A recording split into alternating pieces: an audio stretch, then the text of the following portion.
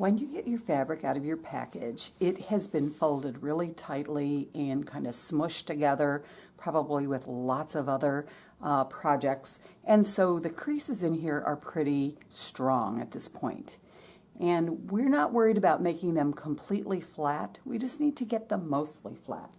So I'm going to open up the fabric.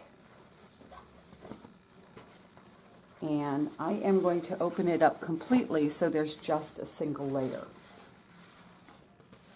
The other thing that I want you to keep in mind is that we are pressing, we are not ironing.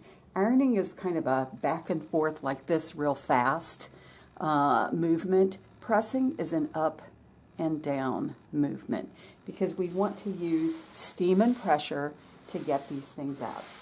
This is a poly cotton fabric, and so we can't use a super hot iron, it would damage it. We've got this on the lowest steam setting, so it is just below wool on this particular iron. If you're not sure, ask the teacher, and he or she will make sure that you have the correct setting on your iron. And so when we press, we're just going to do kind of an up and down motion. Now, I don't know if you can actually see this in the video, but there's something about red fabric that is kind of unusual, and that is most red fabrics, when you press them with a hot iron, they darken. And I've had people like panic because they think their fabric is damaged. It isn't. If you notice, if you couldn't see it, it's already starting to get lighter. And so if you notice there's still a little bit of a ridge here, that's okay. I'm going to do it one more time.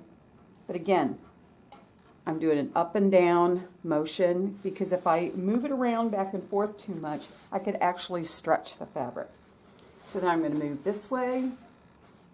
Again, I'm just trying to get those big creases out. I'm not worried about every little crease. Because honestly, before you get done with this project, you should be pressing and pressing and pressing, and any small creases are going to come out. So don't forget, lift. You don't have to lift it way up in the air, but just lift it up a little bit. Don't press it back and forth real fast. All right, so I've done one half. I'm going to come over to the other half. And again, I'm going to get the bigger crease across here.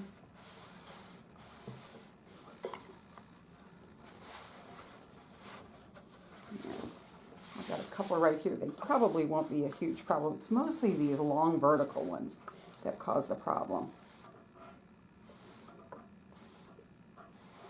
Some irons, like this one, actually has a steam button on it. This one happens to be on the right, or excuse me, on the left. One of our other irons has it on the right. You don't want to press the spray. You can press the steam and give it just a little bit of steam. Don't press the spray. It tends to make the fabric a little bit wet. And I bet you heard my computer in the background.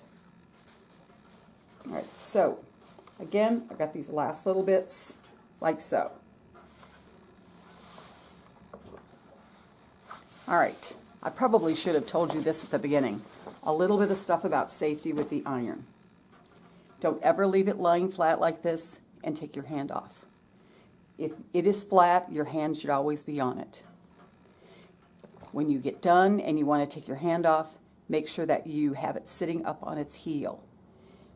I don't want you to damage your fabric. I certainly don't want a fire. So never ever take your hand off when it is flat. There's some fancy irons out there now that pop up whenever you let go. This one isn't one like that. They're pretty expensive, and I don't have any of those in my classroom. So make sure never let it lay flat.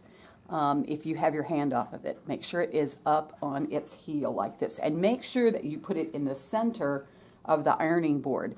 Don't put it way close to the edge because it's real easy for the iron to get bumped and fall off on the floor and get broken.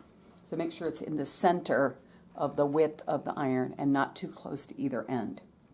All right, I'm actually going to move this off right here for a second so that I can show you what to do with your fabric when you get done. We're going to put the pattern on here but we may not have time in class to do that because everybody's going to be pressing their fabric at different times.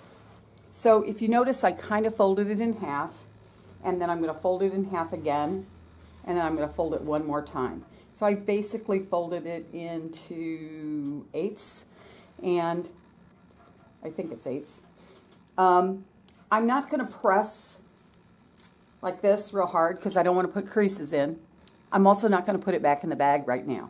You have a tote tray. You can put this in the bottom of your tote tray, put everything else in the bag, and it's going to sit on top. Or you can put everything in the bottom of your tote tray first and put this on top, and it'll be fine until we get the parts, we get the pattern on, and we get the pieces cut out. After that, they'll be small enough. If you want to put them in your plastic bag, you can. But don't scrunch this all up because it kind of defeats the whole purpose of pressing.